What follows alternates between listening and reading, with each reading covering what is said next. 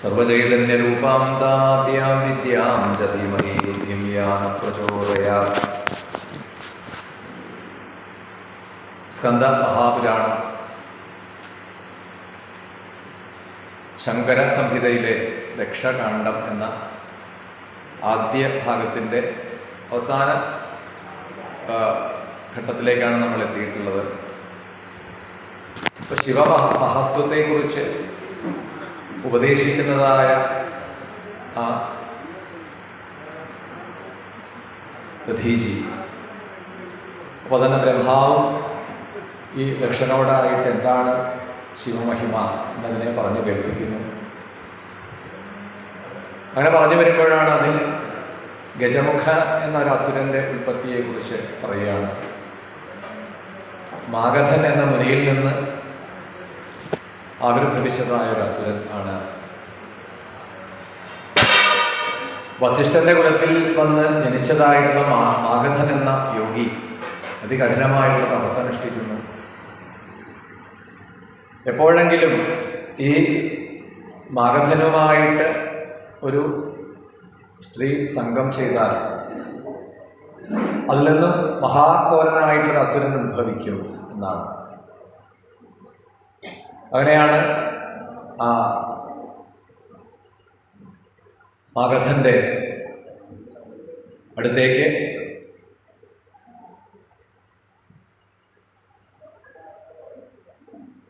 മേരു പർവ്വതത്തിൻ്റെ സമീപത്തായിട്ട് ഘോര തപസ്സിൽ മുഴുകുന്നതായ മാഗധന്റെ സമീപം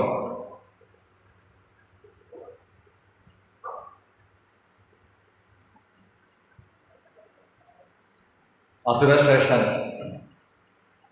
ഗുരുനാഥനായിട്ടുള്ള ശുക്രമഹർഷിയുടെ നിർദ്ദേശമനുസരിച്ച് അസുര പത്നിയെ പറഞ്ഞയച്ചു എന്നാണ്.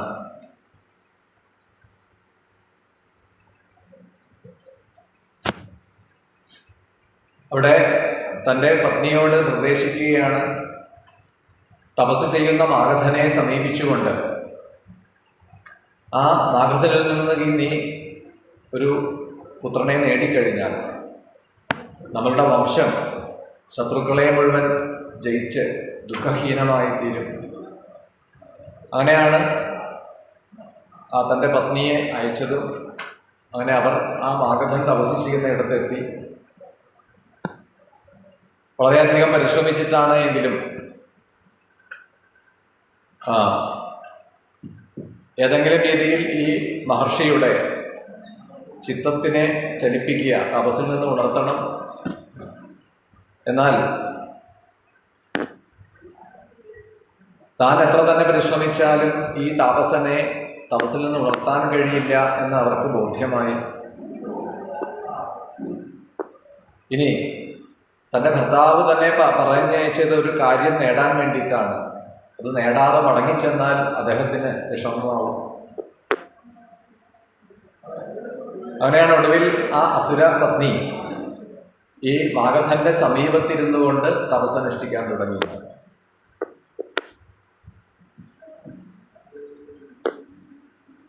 കുറച്ചു കാലം കഴിഞ്ഞപ്പോഴാണ് ഒരിക്കൽ തപസ്സിൽ നിന്ന് ഉണർന്നതായിട്ടുള്ള ഈ മാഗധൻ ആനക്കൂട്ടങ്ങളിലാണ്. ആനക്കൂട്ടങ്ങൾ തൻ്റെ കൂടെയുള്ള പിടിയാനകളോടൊപ്പം വിഹരിക്കുന്നതായിട്ടുള്ള കാഴ്ച കണ്ട് അദ്ദേഹത്തിന് മോഹമുണ്ടാവുകയാണ്. അപ്പോൾ ആ സമയത്താണ് ഈ അസുരപത്നിയായിട്ടുള്ള വിഭൂതി മാഗധനെ സമീപിച്ചു. എന്നിട്ട് പ്രാർത്ഥിക്കുകയാണ്, എനിക്ക് അങ്ങയോട് സംഗമിക്കണമെന്ന് ആഗ്രഹമുണ്ട്. അപ്പോൾ മാഗധൻ പെട്ടെന്ന് ഒരു ഗജരൂപത്തെ സ്വീകരിച്ച് ഒപ്പം തന്നെ ആ വിഭൂതിയെ അസുരപത്നിയെയും ഗജരൂപത്തിൽ ഒരു പിടിയാനയുടെ രൂപത്തിലാക്കി തീർത്തു. അങ്ങനെ സംഗമിച്ചു. അതിൽ നിന്നുമുണ്ടായ ഒരു അസുരനാണ് ഗജമുഖാസുരൻ എന്ന് പറഞ്ഞു. അങ്ങനെ ആവിർഭവിച്ചതായിട്ടുള്ള ഗജമുഖാസുരൻ പിന്നീട് ലോകം മുഴുവനും കീഴടക്കാൻ ആരംഭിച്ചു. ദേവന്മാരെയൊക്കെ പരാജയപ്പെടുത്താൻ തുടങ്ങി. അതികഠിനമായിട്ടുള്ള തപസ്സനുഷ്ഠിച്ചു ഗുരുനാഥനായിട്ടുള്ള ശുക്രന്റെ നിർദ്ദേശമനുസരിച്ച്. അപ്പോൾ വളരെ കാലം അതികഠിനമായിട്ടുള്ള ആ തപസ് കൊണ്ട് ദേവന്മാരൊക്കെ വല്ലാതെ ഭയപ്പെടുകയാണ്. ഒടുവിൽ ഭഗവാൻ ശ്രീപരമേശ്വരൻ തന്നെ ദർശനം നൽകി. മഹാദേവനെ മുന്നിൽ കാണുന്നതായ ഈ ഗജമുഖാസുരൻ സ്തുതിച്ചു. എന്താണ് വരം വേണ്ടത് എന്ന് ചോദിച്ചപ്പോൾ പറഞ്ഞു, സിംഹത്തിന്റെ മുന്നിൽ മറ്റ് മൃഗങ്ങൾ എപ്രകാരമാണോ, മറ്റ് ചെന്നായ്ക്കളെ പോലുള്ളവരൊക്കെ സിംഹത്തിന്റെ മുന്നിൽ നിസ്സാരങ്ങളാണ്, അതേപോലെ ഇന്ദ്രാദി ദേവന്മാരൊക്കെ എന്നോട് യുദ്ധം ചെയ്താൽ പരാജയപ്പെടണം എന്നൊക്കെ ആണ് വരം നേടിയത്. ആയുധങ്ങളെ കൊണ്ട് എനിക്ക് മരണം സംഭവിക്കരുത്. ദേവന്മാർ, മനുഷ്യർ, അസുരന്മാർ, രക്ഷസുകൾ, മൃഗങ്ങൾ, ഇവരിൽ നിന്നൊന്നും മരണം സംഭവിക്കരുത്. ഈ ജഗത്ത് മുഴുവനും എൻ്റെ ആജ്ഞ കേട്ടിട്ട് പ്രവർത്തിക്കണം.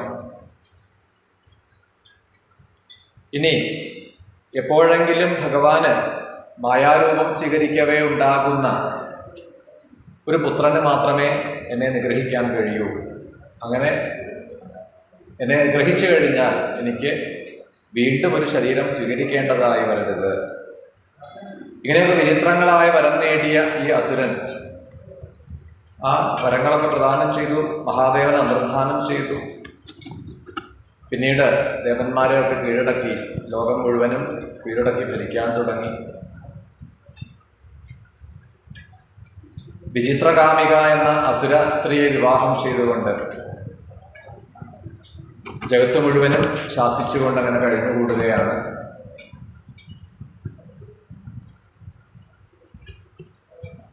ദേവന്മാരൊക്കെ വളരെ സങ്കടത്തിലായി. എല്ലാവരും ചേർന്ന് ഭഗവാനെ സ്തുതിക്കാൻ ആരംഭിച്ചു. പ്രണമ്യ ദണ്ഡവൽ ഭക്തിയ തുഷ്ടവും വിവിധൈസ്തവൈ പ്രസന്ന പരമേശാന പപ്രശാകമനം ഹരിം കൈലാസപർവ്വതശ്രേഷ്ഠം പ്രാപ്യ നന്ദീശ്വരാജ്ഞയ. എല്ലാ ദേവന്മാരും ചെന്ന് ശ്രീപരമേശ്വരനെ സ്തുതിച്ച് സന്തോഷിപ്പിച്ചു. ഭഗവാനെ, ഞങ്ങളെ ഈ അസുരന്റെ പിടിയിൽ നിന്ന് രക്ഷിക്കണം എന്നിങ്ങനെ പ്രാർത്ഥിക്കുകയാണ്. അങ്ങനെ ഗജമുഖാസുരന്റെ ദ്രോഹം ഏറ്റുവാങ്ങി നിവൃത്തിയില്ലാതെ എല്ലാവരും ചേർന്ന് സങ്കടം അറിയിക്കവേ ഭഗവാൻ അവരെ ആശ്വസിപ്പിച്ചു. എന്നിട്ട് അവരെ മടക്കി അയച്ചു. പിന്നീട് ഭഗവാൻ ദേവിയോടുകൂടി ഒരു ഉദ്യാനത്തിൽ പ്രവേശിച്ചു എന്നാണ്. വിചിത്രമായിട്ടുള്ള ഒരു ഉദ്യാനം, ധാരാളം ഹരിചന്ദനവും പാരിജാത വൃക്ഷങ്ങളും നിറഞ്ഞതായ ഉദ്യാനത്തിൽ പ്രവേശിച്ചു. അവിടെ ആ ദേവിയോടുകൂടി ഇരിക്കുന്നതായ സമയത്ത് ഒരു ലീല എന്ന വണ്ണം എന്നാണ്. പെട്ടെന്ന് ഭഗവാൻ രണ്ട് ഗജരൂപികളായിട്ട്, ഗജദമ്പതികളായിട്ട്, ഒരു കൊമ്പനാനയും ഒരു പിടിയാനയുമായിട്ട് മാറിയതാണ്. അങ്ങനെ ഗജരൂപികളായി മാറിയ ആ ദമ്പതിമാർ കുറച്ച് സമയം ആ വനത്തിൽ കൂടി, ഉദ്യാനത്തിൽ കൂടിയിട്ട് അങ്ങനെ സഞ്ചരിച്ചു, രമിച്ചു. അപ്പൊ ഇവിടെ ദേവിക്ക് അത്ഭുതം തോന്നി എന്നാണ്. എന്താണ് ഇങ്ങനെ വരാൻ കാരണം? അപ്പോൾ പറഞ്ഞു, ഇത് ലോക ഉപകാരത്തിന് വേണ്ടിയിട്ടാണ്. ഇതിൽ നിന്നും ഒരു പുത്രൻ ജനിച്ചു എന്നാണ്. നമുക്ക് ഇപ്പൊ ശിവപുരാണത്തിലൊക്കെ ഗണപതി ഉത്ഭവത്തെക്കുറിച്ച് പല കഥകളുണ്ട്. ഗണേശപുരാണത്തിൽ, ഉപപുരാണമായിട്ടുള്ള ഗണേശപുരാണത്തിൽ ഗണപതിയുടെ വ്യത്യസ്തങ്ങളായ അവതാരങ്ങളെക്കുറിച്ച് പറയും. അതിൽ നിന്ന് വ്യത്യസ്തമായ മറ്റൊരു സന്ദർഭമാണ് ഇനി ബ്രഹ്മാണ്ഡ പുരാണത്തിലെ ലളിതോപാഖ്യാനത്തിൽ കാണാം. അതാണ് ലളിതാ സഹസ്രനാമത്തിൽ ആ ഒരു നാമം വരുന്നത്. ലളിതാ പരമേശ്വരി നാമങ്ങളെ പറയുന്ന സമയത്ത് കാമേശ്വര മുഖാലോക കൽപ്പിത ശ്രീ ഗണേശ്വര, അത് ലളിതോപാഖ്യാനത്തിൽ വരുന്നൊരു കഥയാണ്. ഖണ്ഡാസുരൻ എന്ന അസുരന്റെ കഥയുമായി ബന്ധിപ്പിച്ചിട്ടാണ് അവിടെ ഗണേശന്റെ ആവിർഭാവം. ഇത് വ്യത്യസ്തങ്ങളായ സന്ദർഭങ്ങളാണ് എന്നർത്ഥം. ഇവിടെ ഈ പാർവതീ പരമേശ്വരന്മാർ, ദേവിയും മഹാദേവനും മഹാദേവിയും ആനകളുടെ രൂപം സ്വീകരിച്ചുകൊണ്ട് കുറച്ചു നാൾ രമിക്കുകയും അതിൽ നിന്നും ആവിർഭവിച്ചതായ ഗണപതി ആണ്. ഗജമുഖനായിട്ട് തന്നെയാണ് അവിടെ ആവിർഭാവം. എന്നാൽ ശിവപുരാണത്തിൽ കാണുന്ന ഗണേശൻ മറ്റൊന്നാണ്. പാർവതി സങ്കല്പിച്ച് സൃഷ്ടിച്ചതായ രൂപമാണ്. അവിടെ അവതാര സമയത്ത് ആനയുടെ മുഖമല്ല, ഗജാനനൻ അല്ല. പിന്നീട് യുദ്ധത്തിൽ ഭഗവാൻ തന്നെ ശിരച്ഛേദം ചെയ്ത് വീണ്ടും ആ കുട്ടിയെ, ഗണേശനെ ജീവിപ്പിക്കുമ്പോഴാണ് ഗജമുഖനായിട്ട് മാറുന്നത്. അങ്ങനെ ഒരു കഥ ശിവപുരാണത്തിൽ കാണാം. ഇത് അതിൽ നിന്ന് വ്യത്യസ്തമാണ്, മറ്റൊരു സന്ദർഭമാണ്. അങ്ങനെ ദമ്പതികളായിട്ട് മഹാദേവനും മഹാദേവിയും വിഹരിക്കവേ ആവിർഭവിച്ചതായ ദേവൻ ഗജമുഖൻ ഗണേശൻ. വീണ്ടും ആ രൂപം അവിടെ ഉപേക്ഷിച്ചു, പൂർവ്വരൂപത്തെ സ്വീകരിച്ചു. അങ്ങനെ ദേവിയും മഹാദേവനും കൂടിയിട്ട് ഈ ഗണേശ്വരനെ മടിയിലിരുത്തി. എന്നിട്ടാണ് അനുഗ്രഹങ്ങളൊക്കെ കൊടുത്തുകൊണ്ട് പറഞ്ഞു, ആരാണോ ഈ ഗണേശനെ നമസ്കരിക്കുന്നത്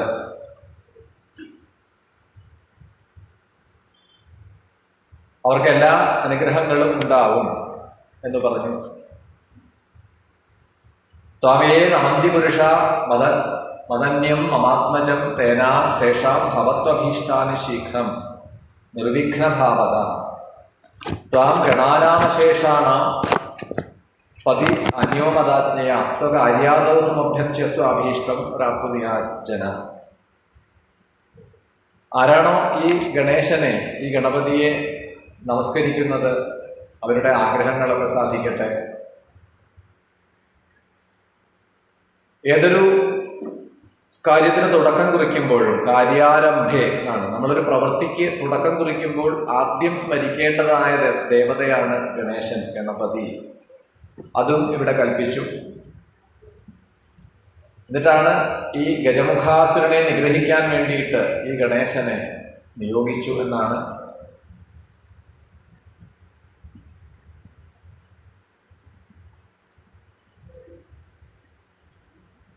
അപ്രകാരം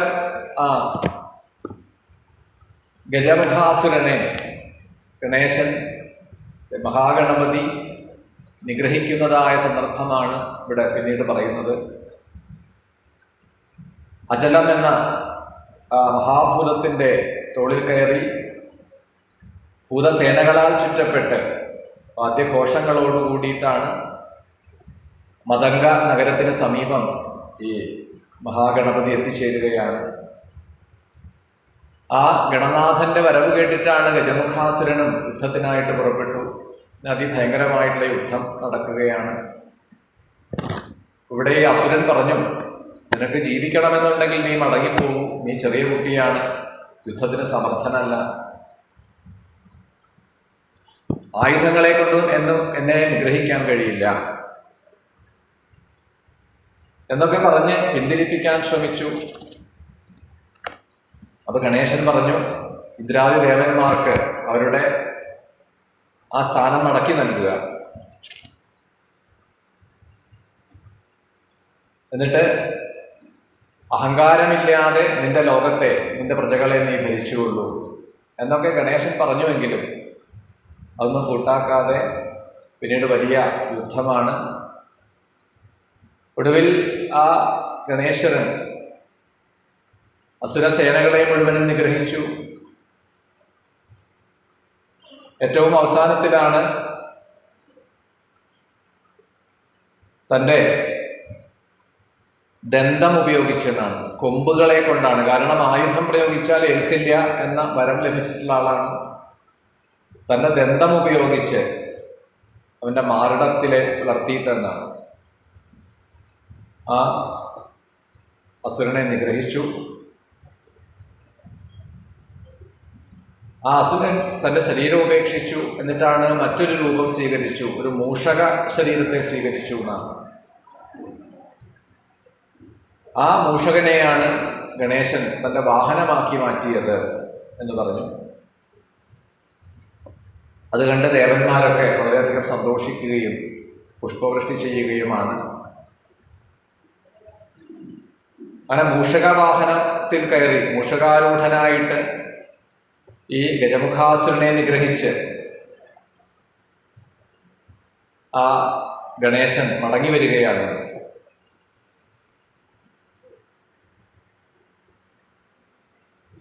ദേവന്മാരൊക്കെ സ്തുതിച്ചു.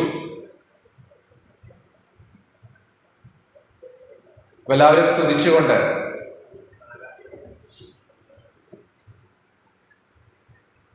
ആ സമയത്താണ് ഭഗവാൻ മഹാവിഷ്ണു ഈ ഗണപതിയെ ആശീർവദിച്ചുകൊണ്ട് പറഞ്ഞു, ആരാണോ ഷഷ്ഠി ദിവസം, ധനുമാസത്തിലെ ഷഷ്ഠി ദിവസം ഭഗവാനെ പൂജിക്കുന്നത് അവർക്ക് എല്ലാ അഭീഷ്ടങ്ങളും സാധ്യമാകണം എന്ന് പ്രാർത്ഥിക്കുകയാണ്. അങ്ങനെ ഒരു പ്രത്യേകമായിട്ടുള്ളൊരു വരമൊക്കെ അവിടെ പ്രദാനം ചെയ്തു എന്നും ഗണേശൻ. അപ്പൊ ഗണപതിയെ ആരാധന ചെയ്യുമ്പോൾ, വിഘ്നങ്ങളെ ഇല്ലാതെയാക്കാൻ വേണ്ടിയിട്ടുള്ള വിഘ്നേശ്വരനെ പൂജിക്കുമ്പോൾ ദോർഭീകരണം, ഈ ഗണേശപുരാണത്തിലൊക്കെ അതിനെ വളരെ വിസ്തരിച്ചിട്ടാണ് എങ്ങനെയാണ് ഏത്തമിടേണ്ടത്, എന്താണ് അതിൻ്റെ ഉദ്ദേശം എന്നൊക്കെ പറയുന്നുണ്ട്. ഈ ഗണപതിയെ മാത്രമാണ് നമ്മൾ ആ രീതിയിൽ ആരാധന ചെയ്യാറുള്ളത്, ഏത്തമിടുക എന്നുള്ള ആ ഒരു രീതിയിൽ പ്രത്യേകമായിട്ട്.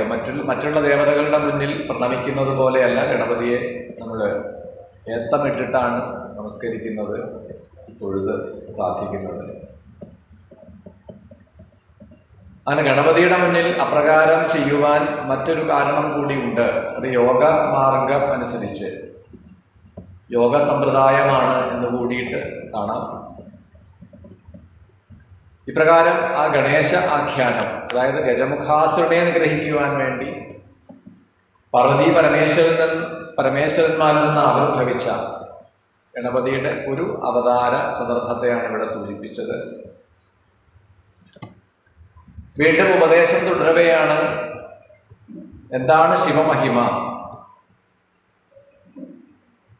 ഭഗവാൻ രുദ്രനാണ്, സംഹാരമൂർത്തിയാണ്, അതുകൊണ്ട് തന്നെ തമോ ഗുണപ്രധാനിയാണ് എന്നൊക്കെ ദക്ഷൻ പറയുന്നുണ്ട്. അതിനെക്കുറിച്ച് ആ ഒരു ധാരണയെ നീക്കാൻ വേണ്ടിയിട്ടാണ് ആ ശ്രീപരമേശ്വരൻ ഗുണാതീതനാണ് എന്ന തത്വത്തെ ഇവിടെ വ്യക്തമാക്കി കൊടുത്തു.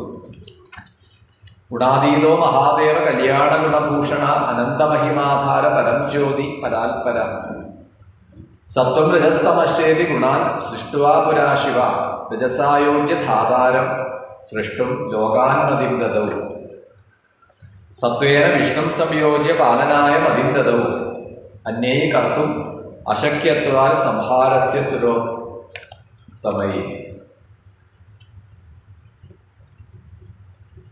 സത്വരജസ്തമോ ഗുണങ്ങളെ സൃഷ്ടിച്ചത് അവിടുന്ന് തന്നെയാണ്. രജോ ഗുണവുമായിട്ട് ബ്രഹ്മാവിനെ യോജിപ്പിച്ചു, സത്വഗുണവുമായിട്ട് മഹാവിഷ്ണുവിനെ യോജിപ്പിച്ചു. എന്നാൽ മറ്റുള്ളവർക്ക് ദുഷ്കരമായ ദുസ്സഹമായ ഒന്നാണ് സംഹാരം. അതിൽ തമോ ഗുണത്തോടുകൂടി ഭഗവാൻ പ്രവേശിച്ചു. വാസ്തവത്തിൽ അവിടുന്ന് ഗുണാതീതനാണ്, അനന്തജ്ഞാനമാണ്, ബ്രഹ്മം തന്നെയാണ്. ജ്ഞാനവും അനന്തവുമായ ബ്രഹ്മമായിട്ട് വർത്തിക്കുന്നത് ആ ശ്രീപരമേശ്വരൻ തന്നെയാണ്. അതുകൊണ്ട് ഒരിക്കലും തമോ ഗുണപ്രധാനനായിട്ട് കണക്കാക്കരുത് എന്നാണ്. അപരിച്ഛിന്നനാണ്, അത്യന്ത പരിശുദ്ധനാണ്.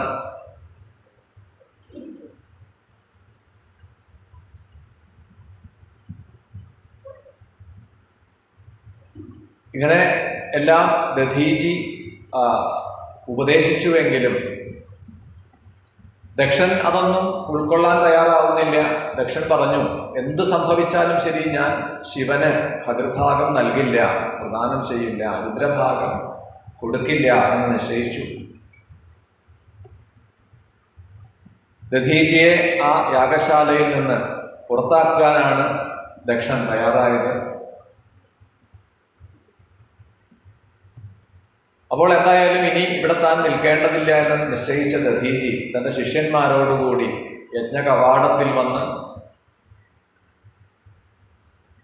അവിടെ കൂടിയിരുന്ന മറ്റുള്ളവരോടായിട്ട് പറഞ്ഞു, ഈ യാഗത്തിൽ ശിവപൂജ ചെയ്യാത്തത് കൊണ്ട് യാഗത്തിൻ്റെ ഫലം ലഭിക്കില്ല.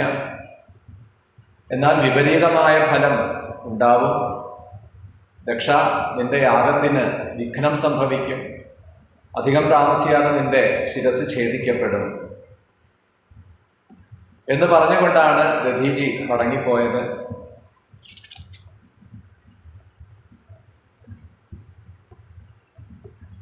അതോടുകൂടി ആ മഹാത്മാവ് യാഗശാല വിട്ട് പോയതോടുകൂടി ദക്ഷന്റെ ഒപ്പമുണ്ടായിരുന്ന വീര്യം, ധൈര്യം, കീർത്തി, സമ്പത്ത് ഇതൊക്കെ ദക്ഷനെ വിട്ടുപോയി കഴിഞ്ഞു എന്നാണ്.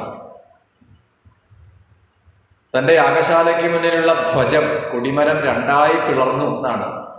സാധാരണ ഒരു ധ്വജം ഉണ്ടെങ്കിൽ അത് പതിക്കുക എന്നൊക്കെ പറഞ്ഞാൽ അത് ഒരു ദുർനിമിത്തമായിട്ടാണ് സൂചിപ്പിക്കുക. അവിടെ രണ്ടായി പിളർന്നു. ദക്ഷപത്നിയുടെ കഴുത്തിൽ അണിയിച്ചിട്ടുള്ള കണ്ഠസൂത്രം, ചരട്, അതിൽ താലി കോർത്തിട്ട് വിവാഹ സമയത്ത് അണിയിക്കുന്നതായ കണ്ഠസൂത്രം, അത് പൊട്ടി താഴെ വീണു. അങ്ങനെ പലതരത്തിലുള്ള ദുർനിമിത്തങ്ങളും കാണാൻ തുടങ്ങി.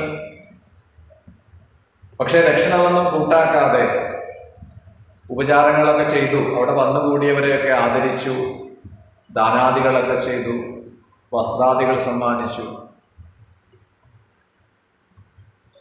അപ്പോൾ യാഗത്തിൻ്റെ മറ്റ് ആ ചടങ്ങുകളൊക്കെ നടക്കുകയാണ് യാഗശാലയിൽ. അപ്പോൾ ആ സമയത്താണ് ശ്രീനാരദ മഹർഷി കൈലാസത്തിൽ ചെന്നു ആ മഹാദേവനോട് പറയുകയാണ് ഈ സംഗതികളൊക്കെ. ബ്രഹ്മാവിൻ്റെ പുത്രനായിട്ടുള്ള ദക്ഷൻ അവിടത്തേക്ക് ഹവിർഭാഗം നൽകാതെ തന്നെ മറ്റു ദേവന്മാരെ പൂജിക്കുകയാണ്. വിദ്വേഷത്തോടു കൂടിയിട്ടാണ് ഈ പ്രവൃത്തി.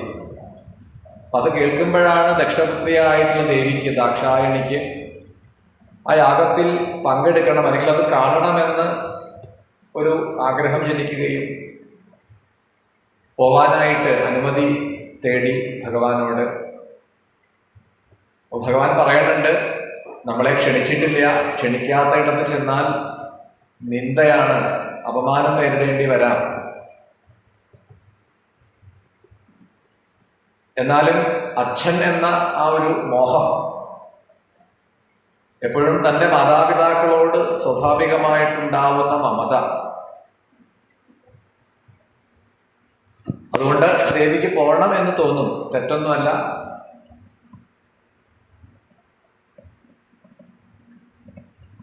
എന്തായാലും പോയിട്ട് വരൂ, എന്തെങ്കിലും അവിടെ അഹിതമായിട്ട് കണ്ടാലും കണ്ടില്ല എന്ന് നടിക്കുക, ക്ഷമിക്കുക, മടങ്ങി വരൂ എന്നാണ്.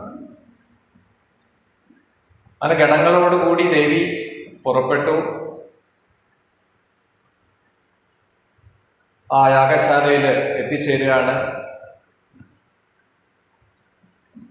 യാഗശാലയിൽ പ്രവേശിച്ചതായിട്ടുള്ള സതിയെ, തൻ്റെ പുത്രിയെ ദക്ഷൻ സ്വീകരിച്ചില്ല എന്നാണ്, അപമാനിക്കുകയാണ് ചെയ്തത്. നിന്റെ ഭർത്താവായിട്ടുള്ള ശിവന്റെ കുലമേതെന്ന് അറിയില്ല, അമംഗളസ്വരൂപിയാണ്. അതുകൊണ്ട് തന്നെയാണ് മനഃപൂർവ്വം നിങ്ങളെ യാഗത്തിന് ക്ഷണിക്കാത്തത്. ആ ശിവന്റെ പത്നിയാണ് എന്നുള്ളത് കൊണ്ട് നിനക്കും ഒരു പതിത്വമുണ്ട്, അതുകൊണ്ട് നിന്നെയും ക്ഷണിച്ചില്ല. ക്ഷണിക്കാത്ത സദസ്സിലേക്ക് നീ എന്തിനു വന്നു? നീ മടങ്ങിപ്പോയിക്കോളൂ. അപ്പൊ അവിടെ വെച്ച് സതീദേവിയെ, ആ ജഗദംബിക തന്നെയാണ് സതിയായി വന്നിട്ടുള്ളത്, ആ സതിയെ അപമാനിച്ചു ദക്ഷൻ.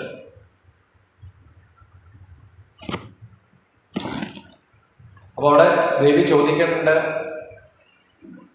എന്തുകൊണ്ടാണ് എന്നോട് കോപിക്കുന്നത്? ഞാൻ എന്താ അപരാധമാണ് ചെയ്തത്? അപ്പോൾ വീണ്ടും ദക്ഷൻ പറഞ്ഞു, നീ ശിവന്റെ പത്നിയാണ്, അതുകൊണ്ട് നിനക്ക് ഈ യാഗത്തിൽ പങ്കെടുക്കാനോ ഒന്നും യോഗ്യതയില്ല. നിന്റെ ഭർത്താവുമായിട്ടോ നീയുമായിട്ടോ എനിക്കൊരു ബന്ധവുമില്ല, അതുകൊണ്ട് മടങ്ങിപ്പോയിക്കോളൂ.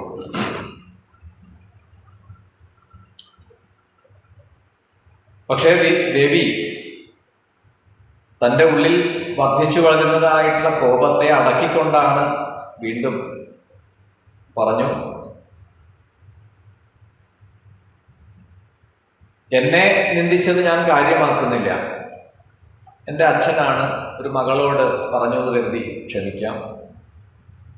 എന്നാൽ നിരഞ്ജനനായിട്ടുള്ള നിരാധാരനായിട്ടുള്ള ആ ഭഗവാനെ നിന്ദിച്ചത്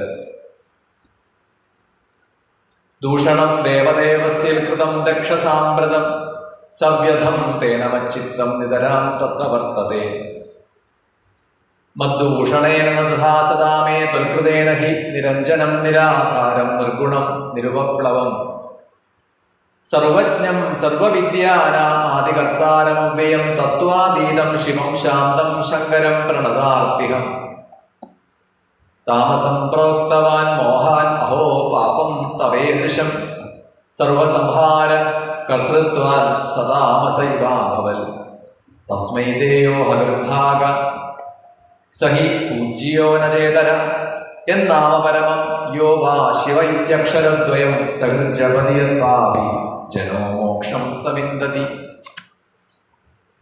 നിരുപപ്ലവനായിട്ടുള്ള സർവജ്ഞനായ സർവവിദ്യാസ്വരൂപനായ തത്വാതീതനും ശിവനും ശാന്തനും ശങ്കരനും പ്രണമിക്കുന്നവരുടെ ദുഃഖത്തെ ഹനിക്കുന്നവനുമായ ആ ശ്രീപരമേശ്വരനെ താങ്കളുടെ പാപബുദ്ധി കൊണ്ടാണ്, ദുഷിച്ച ബുദ്ധി കൊണ്ടാണ് ഇങ്ങനെയൊക്കെ പറയുന്നത്. വാസ്തവത്തിൽ ആ ശ്രീപരമേശ്വരന് തന്നെയാണ് ഹവിർഭാഗം നൽകപ്പെടേണ്ടത്. അദ്ദേഹം ആണ് പൂജ്യനായിട്ടുള്ളത്. എത്ര വലിയ പാപിയാണെങ്കിൽ കൂടി ശിവ എന്ന രണ്ടക്ഷരം, ശിവ ഇത്യക്ഷരദ്വയം, ശിവ എന്ന് ജപിച്ചാൽ തന്നെ സകൃത്, ഒരിക്കലെങ്കിലും ശിവ എന്ന് ഉച്ചരിച്ചാൽ തന്നെ പാപത്തെ നീങ്ങി മോക്ഷത്തെ പ്രാപിക്കും. സംസാര സാഗരത്തിൽ നിന്നും തരണം ചെയ്യിപ്പിക്കുന്നവനാണ്, ശിവമാർഗപ്രണേതാവാണ് അവിടുന്ന്. അങ്ങനെയുള്ള ആ ശ്രീപരമേശ്വരനെ നിന്ദിച്ചതുകൊണ്ട്, അങ്ങനെ ശിവനിന്ദ ചെയ്യുന്ന ഒരുവൻ വേഗത്തിൽ തന്നെ മരണത്തെ പ്രാപിക്കും. ശിവമഹിമ വർണ്ണനാതീതമാണ്. താങ്കളുടെയും നാശം അടുത്തിരിക്കുന്നു. അങ്ങനെ അവിടുന്ന് ദേവി മടങ്ങുകയാണ് ചെയ്തത് എന്ന് പറഞ്ഞു. പക്ഷേ ദക്ഷയാഗം കഥ മറ്റു പുരാണങ്ങളിൽ കാണുമ്പോൾ അവിടെ വെച്ച് തന്നെ സതീദേവി ദേഹത്യാഗം ചെയ്തു എന്നാണ് നമുക്ക് കാണാൻ കഴിയുക. മടങ്ങിപ്പോകാൻ ഞാൻ ആഗ്രഹിക്കുന്നില്ല എന്ന് പറഞ്ഞുകൊണ്ട് തൻ്റെ യോഗാഗ്നിയിൽ ശരീരത്തെ ഉപേക്ഷിച്ചു എന്നാണ്.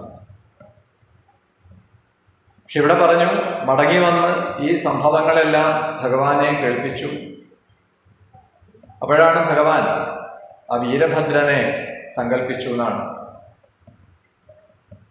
സർവസംഹാരകനായിട്ടുള്ള ഭക്തന്മാർക്ക് ഭദ്രത്തെ പ്രദാനം ചെയ്യുന്ന വീരന്മാരിൽ വീരനായിട്ടുള്ള വീരഭദ്രൻ. വീരഭദ്രം മഹാകായം സർവലോകൈകനായകം. ആ വീരഭദ്രനെ സങ്കല്പിക്കുകയും ഭഗവാന്റെ നേത്ര അഗ്നികുണ്ഡത്തിൽ നിന്നും ആവിർഭവിച്ചു വീരഭദ്രനാണ്. കൈകളിലൊക്കെ ആയുധങ്ങളാണ്. വാൾ, പരിച, ഗദ, ചക്രം, കുലിശം, ശൂലം, മുസലം ഇങ്ങനെയുള്ള ആയുധങ്ങളോടുകൂടി വിജയശബ്ദം മുഴക്കുന്ന രക്തശോഭയോടുകൂടിയ മകുടത്താൽ അലങ്കരിക്കപ്പെട്ട് വീരഭദ്രൻ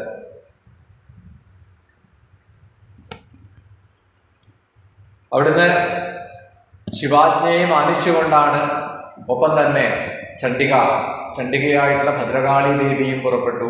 അങ്ങനെ ഭദ്രകാളിയും വീരഭദ്രനും ശിവഗണങ്ങളോടുകൂടി മഹാദേവനെയും മഹാദേവിയെയും പ്രദക്ഷിണം ചെയ്ത് നമസ്കരിച്ചു. അവിടെ എന്താണ് ഈ ദാസൻ, ഞാൻ അവിടുത്തെയുടെ ദാസനാണ്, ഞാൻ എന്താണ് ചെയ്യേണ്ടത് എന്ന് ചോദിക്കുമ്പോൾ അങ്ങ് എന്താണ് നിർദ്ദേശിക്കുന്നത് അത് ചെയ്യാൻ ഞാൻ സന്നദ്ധനാണ്, അങ്ങയുടെ ആജ്ഞയെ മാനിക്കാൻ ഞാൻ തയ്യാറാണ്. പർവ്വതങ്ങളെ പൊടിച്ച്, എൻ്റെ കൈകളെ കൊണ്ട് ഞാൻ ഈ പർവ്വതങ്ങളെ പൊടിച്ച് ലേപനമാക്കിയിട്ട്, ഒരു ചൂർണം പോലെയാക്കിയിട്ട് ശരീരത്തിൽ ലേപനം ചെയ്യാം.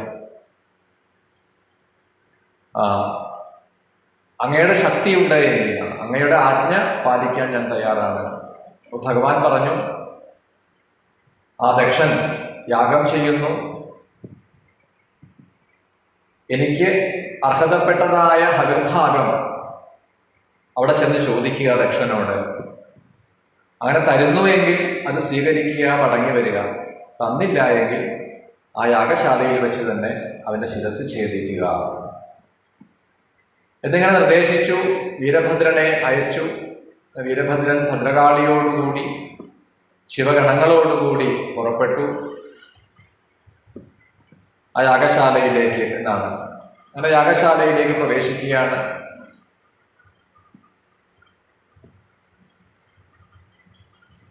അപ്പോൾ പുറമേ നിർത്തിയെന്നാണ്, കാവൽക്കാരായിട്ട് ശിവഗണങ്ങളെ നിർത്തിയിട്ട് പറഞ്ഞു വീരഭദ്രൻ, അകത്ത് ഞാൻ കടക്കുമ്പോൾ പലരും പുറത്തേക്ക് ഇറങ്ങി വരും, ആരെയും വിടരുതെന്ന്. അങ്ങനെ ചുറ്റും കാവലിന് ശിവഗണങ്ങളെ നിർത്തിയിട്ടാണ് ആ വീരഭദ്രൻ ഇത്യുക്ത വീരഭദ്രസ്തു ഭദ്രകാളി സഹായവാൻ വിവേശ യാഗസദനം സർവ ദേവഗണാകുലം. യാഗശാലയിൽ പ്രവേശിച്ചു. ഭദ്രകാളിയെയും വീരഭദ്രനെയും കണ്ട് മറ്റ് ദേവന്മാരൊക്കെ ഭയപ്പെട്ടു എന്നാണ്. ഇവര് ശിവാംശങ്ങളാണ് എന്നുള്ളതിന് സംശയമൊന്നുമില്ല, കണ്ടാൽ തന്നെ അറിയാം ശിവകോപത്തിൽ നിന്ന് ആവിർഭവിച്ചവരാണ്. നമുക്കൊക്കെ വിനാശകാലമായി കഴിഞ്ഞിരിക്കുന്നു എന്ന് അവർ പരസ്പരം പറഞ്ഞു. ശിവനിന്ദയാണ് ചെയ്തത് ദക്ഷൻ. നമ്മളും ആ ശിവനിന്ദ ചെയ്ത ദക്ഷന്റെ ഒപ്പം നിൽക്കുന്നവരാണ്. നമുക്കും ഇവരിൽ നിന്ന് ആ ശിക്ഷ ഏറ്റുവാങ്ങേണ്ടതായി വരും. എന്തിനാണ് ദക്ഷൻ ഇങ്ങനൊരു യാഗം ആരംഭിച്ചത്? സ്വാർത്ഥ ചിന്തയോടുകൂടി ഇങ്ങനെയുള്ള കർമ്മങ്ങൾ ചെയ്യുന്നവരും അതിന് കൂട്ടുനിൽക്കുന്നവരും സഹായിക്കുന്നവരും ഒക്കെ നശിക്കും എന്നൊക്കെ പരസ്പരം പറയാൻ തുടങ്ങി. അപ്പോഴേക്കും വീരഭദ്രനും ഭദ്രകാളിയും പ്രവേശിച്ചു. തന്റെ വരവറിയിച്ചുകൊണ്ട് കൊമ്പ് വിളിക്കാൻ തുടങ്ങി, കോലാഹല ശബ്ദം പുറപ്പെടുവിച്ചു. മേരുപർവ്വതം പോലും കുടുങ്ങാൻ തുടങ്ങിയെന്നാണ്. അവിടെ കൂടിയിരുന്നവരൊക്കെ ബോധരഹിതരായി, മോഹബാധിതരായി തീർന്നു. പുറത്തു കിടക്കാൻ ശ്രമിച്ച, ഭയപ്പെട്ടുകൊണ്ട് പുറത്തു കിടക്കാൻ ശ്രമിച്ച ദേവന്മാരെയൊക്കെ ശിവഗണങ്ങൾ വീണ്ടും അകത്തേക്ക് വിട്ടു, പുറത്തു പോകാൻ പറ്റില്ല എന്ന്. അപ്പോഴേക്കും ദക്ഷനും ആകെ കോപവും വെപ്രാളവും ഒക്കെയായി. ചോദിച്ചു വീരഭദ്രനോട്, ആരാണ് ഭവാൻ, എന്തിനു വേണ്ടി ഇവിടെ വന്നു?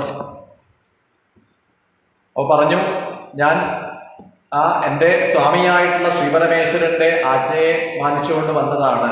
വേഗം തന്നെ രുദ്രഭാഗം, ശിവനുള്ള ഹവിർഭാഗത്തെ തന്നാലും. അപ്പോൾ ദക്ഷൻ പറഞ്ഞു, ഞാൻ ശിവന് മാത്രം യാഗഭാഗം തരില്ല, മറ്റെല്ലാ ദേവന്മാരെയും യാഗഭാഗം നൽകി സംപ്രീതരാക്കും.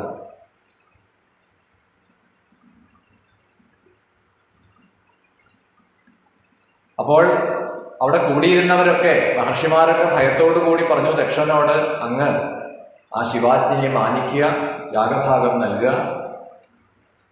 ആദ്യം ഹവിസ് നൽകാൻ അർഹനായിട്ടുള്ളത് ആ ശ്രീപരമേശ്വരൻ തന്നെയാണ്. പക്ഷെ അതൊന്നും ദക്ഷൻ കൂട്ടാക്കിയില്ല. വേദസ്വരൂപികൾ, വേദം തന്നെ മൂർത്തിരൂപം പൂണ്ട് ദക്ഷനെ ഉപദേശിക്കുന്നുണ്ട്, ദക്ഷനത് കൂട്ടാക്കുന്നില്ല.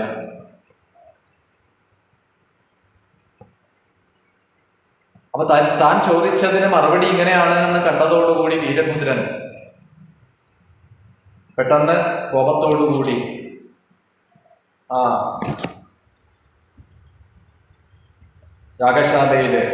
യാഗശാലയെ നശിപ്പിക്കാനായിട്ട് പുറപ്പെടുകയാണ്. ദക്ഷനും അതുപോലെ തന്നെ അവിടെ കൂടിയിരുന്നവരുമൊക്കെ ആ വീരഭദ്രന്റെ ശിക്ഷയെ ഏറ്റുവാങ്ങി എന്നാണ് പറയുക. എല്ലാവരും മുറിവേറ്റു. അവരൊക്കെ അവിടുന്ന് പുറത്തു കടക്കാൻ തുടങ്ങി.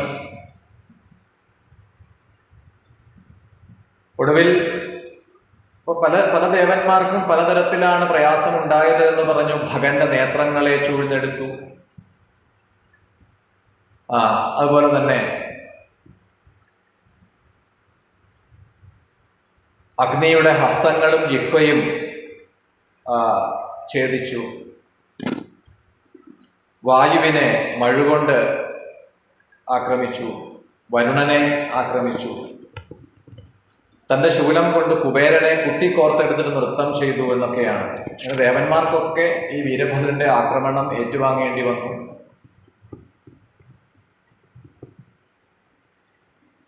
ഏറ്റവും ഒടുവിൽ ആ ദക്ഷന്റെ ശിരസ് പിഴുതെടുത്തു, ഹോമകുണ്ഡത്തിലിട്ടു. പിന്നീട് യാഗശാല പൂർണ്ണമായിട്ട് അഗ്നിക്കിരയാക്കുകയും ചെയ്തു. അവിടെ എല്ലാം അശുദ്ധമാക്കിയെന്നാണ്, യാഗശാല മുഴുവനും അശുദ്ധമാക്കിയെന്നാണ്. ഇപ്രകാരം ശിക്ഷ ഏറ്റുവാങ്ങുകയും ദക്ഷന്റെ കഥ തന്നെ കഴിഞ്ഞു എന്ന അവസ്ഥയിൽ ഇപ്പൊ വീരഭദ്രൻ കോപത്തോടു കൂടിയിട്ടാണ് ഭദ്രകാളിയോടും ഗണങ്ങളോടും കൂടിയിട്ട് ആക്രമിച്ചതും. അത് കണ്ട് ദേവന്മാരൊക്കെ ഒടുവിൽ സ്തുതിക്കാൻ ആരംഭിച്ചു എന്നാണ്. വീരഭദ്രനെ ദണ്ഡനമസ്കാരം ചെയ്ത് സ്തുതിച്ചു.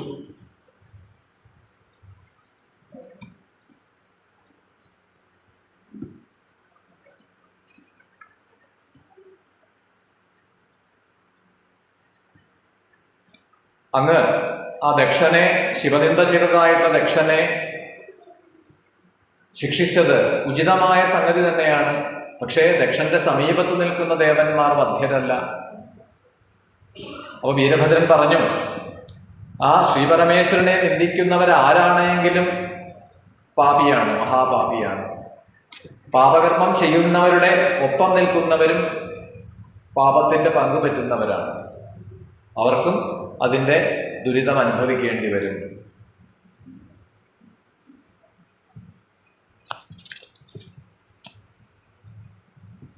അങ്ങനെ ഒടുവിൽ ഇത് ശ്രീപരമേശ്വരന്റെ ആജ്ഞ തന്നെയാണ് എന്ന് ബോധിച്ചതായ ദേവന്മാരൊക്കെ ദണ്ഡനമസ്കാരം ചെയ്തു. അഞ്ജലീഹസ്തരായിട്ട് ദണ്ഡനമസ്കാരം ചെയ്തു എന്നാണ്. ഞങ്ങളുടെ അപരാധം ക്ഷമിച്ചാലും എന്ന് പറഞ്ഞുകൊണ്ട് ഇത്യുക്ത പ്രണനാമായം വീരഭദ്രം പുനഃപുന കൃപാം ചക്രേ തഥാ വീര പ്രസന്നോ മാധവായസ. എല്ലാവരും കൂടി സ്തുതിച്ചു. ആ വീരഭദ്രൻ അവരെയൊക്കെ അനുഗ്രഹിച്ചു. അപ്പോഴേക്കും അവിടെ വൃഷവാഹനനായിട്ട് ദേവിയോടുകൂടി ശ്രീപരമേശ്വരൻ ആവിർഭവിച്ചു എന്നാണ്. തുടർന്ന് എല്ലാവരും ആ ഭഗവാനെ സ്തുതിക്കുന്നു, ദക്ഷനെ ജീവിപ്പിക്കുന്നു. ആ ഒരു കഥ ദക്ഷയാഗം കുറച്ച് വ്യത്യസ്തമായിട്ടുള്ള രീതിയിൽ ഇവിടെ അവതരിപ്പിച്ചു എന്നേ ഉള്ളൂ. അത് പറഞ്ഞുകൊണ്ടാണ് ഈ ദക്ഷകാണ്ഡം സ്കന്ദപുരാണത്തിലെ ശിവരഹസ്യ ഖണ്ഡത്തിലെ ആദ്യ ഭാഗമായിട്ടുള്ള ദക്ഷകാണ്ഡം